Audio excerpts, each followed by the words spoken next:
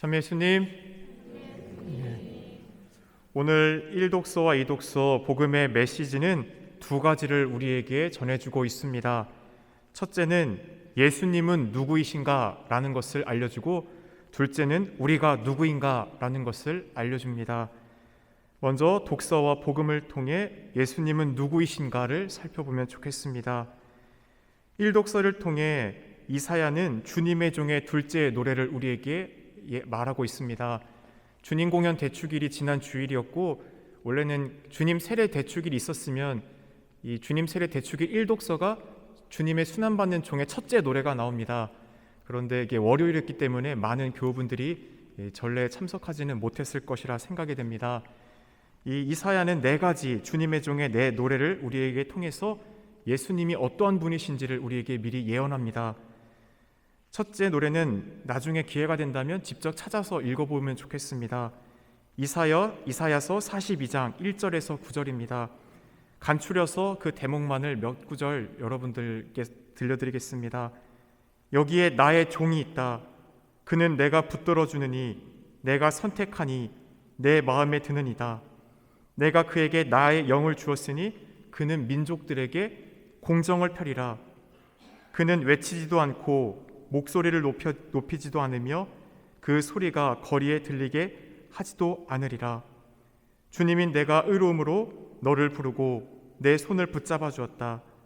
내가 너를 빚어 만들어 백성을 위한 계약이 되고 민족들의 빛이 되게 하였으니 보지 못하는 이가 눈을 뜨게 하고 갇힌 이들을 감옥에서 어둠 속에 앉아있는 이들을 감방에서 풀어주기 위함이다.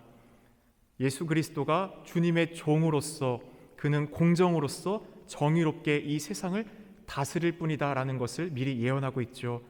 눈을 못 보는 이가 눈을 뜨고 귀머거리가 듣고 다리 저는 이가 제대로 걸으며 바로 기쁨을 얻게 되는 것이 바로 이 종인 예수 그리스도를 통해 주어진다는 사실입니다. 오늘 둘째에서도 너는 나의 종으로서 민족들의 빛으로 구약의 이스라엘인들만을 위한 메시아가 아니라 온 인류의 구원자로 쏘신 예수님을 선포하고 있습니다. 셋째와 넷째 노래는 그 종이 어떻게 우리를 구원하시는지에 대해서 설명합니다. 셋째는 이사야서 50장 4절에서 11절까지입니다. 나는 매질하는 자들에게 내 등을, 수염을 잡아 뜯는 자들에게 내 뺨을 내맡겼고 모욕과 수모를 받지 않으려고 내 얼굴을 가리지도 않았다. 그러나 주 하느님께서 나를 도와주시니 나는 수치를 당하지 않는다. 그러기에 나는 내 얼굴을 차돌처럼 만든다. 나는 부끄러운 일을 당하지 않을 것임을 안다. 바로 예수님의 십자가 고난의 여정 앞에서 많은 이들이 주님에게 조롱과 업신여김, 모욕, 또 그 십자가의 고통에서 겪으셨던 사건들을 이렇게 이사야는 예언합니다.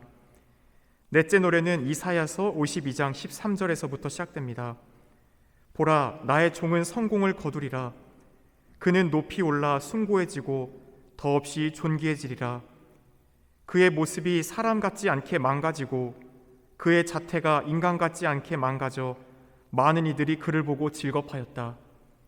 사람들에게 멸시받고 배척당한 그는 고통의 사람, 병고에 익숙한 이였다. 남들이 그를 보고 얼굴을 가릴 만큼 그는 멸시를 받았으며 우리도 그를 대수롭지 않게 여겼다.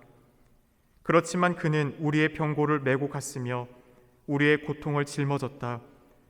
그런데 우리는 그를 벌받은 자, 하느님께 매맞은 자, 천대받은 자로 여겼다. 그러나 그가 찔린 것은 우리의 악행 때문이고 그가 으스러진 것은 우리의 죄악 때문이다. 우리의 평화를 위하여 그가 징벌을 받았고 그의 상처로 우리가 나았다. 학대받고 천대받았지만 그는 자기 입을 열지 않았다. 도살장에 끌려가는 어린 양처럼 털 깎는 사람 앞에 잠자코 서 있으며 어미 양처럼 그는 자기 입을 열지 않았다.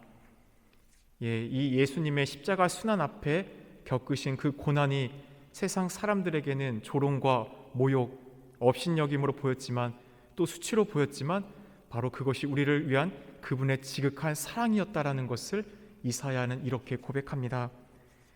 주님의 종에서 나오는 이 1인칭으로 표현된 인물이 우리는 바로 예수님이라는 것을 알아듣고 있죠.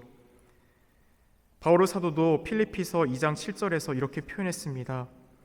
그분께서는 하느님의 모습을 지니셨지만 하느님과 같음을 당연한 것으로 여기지 않으시고 당신 자신을 비우시어 종의 모습을 취하시고 우리 사람들과 같이 되셨습니다.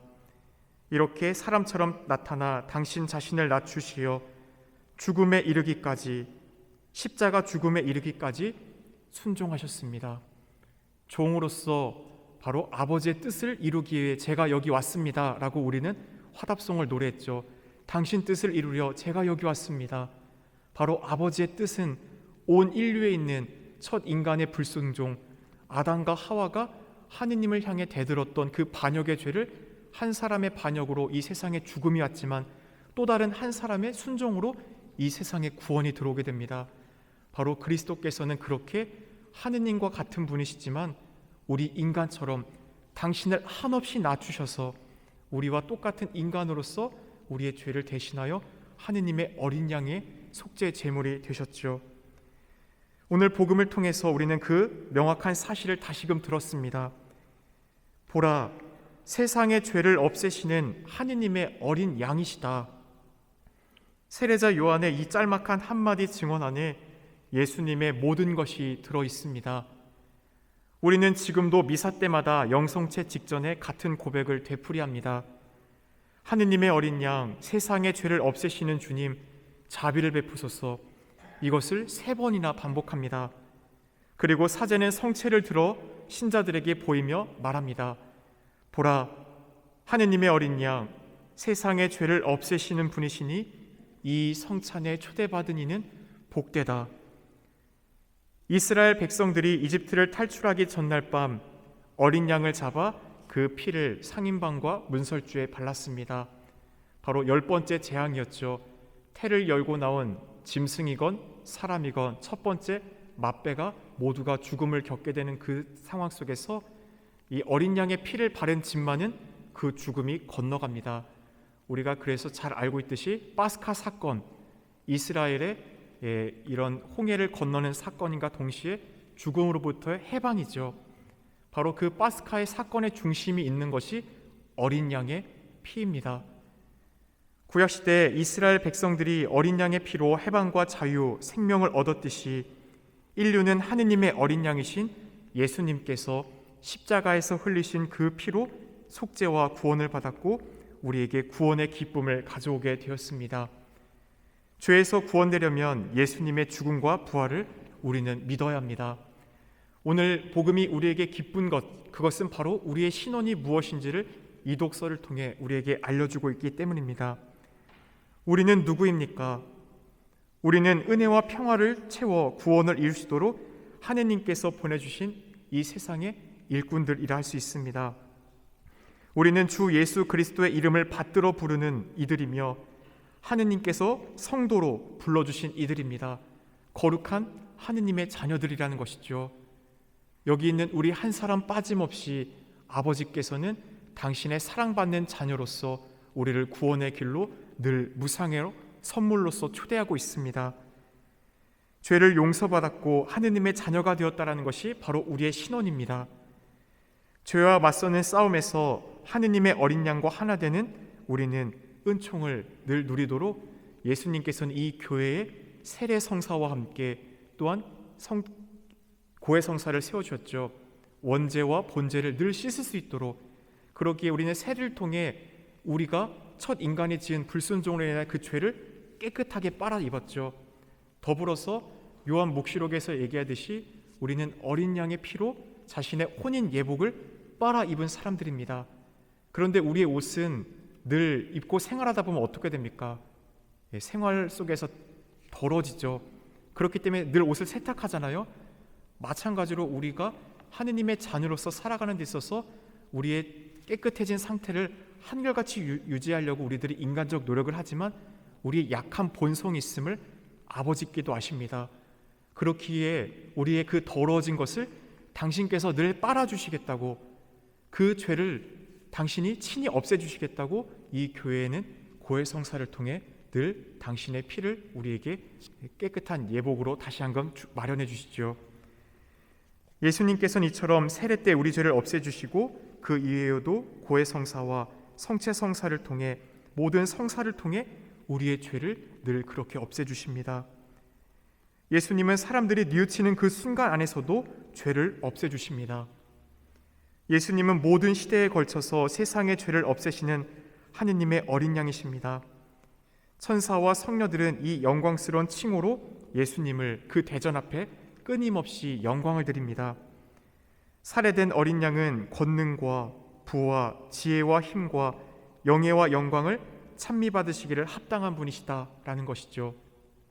우리는 이 미사 안에서 다시 한번 성체 안에서 우리와 하나 되기를 간절히 염원하시는 아버지의 지극한 사랑을 깨달아야 합니다.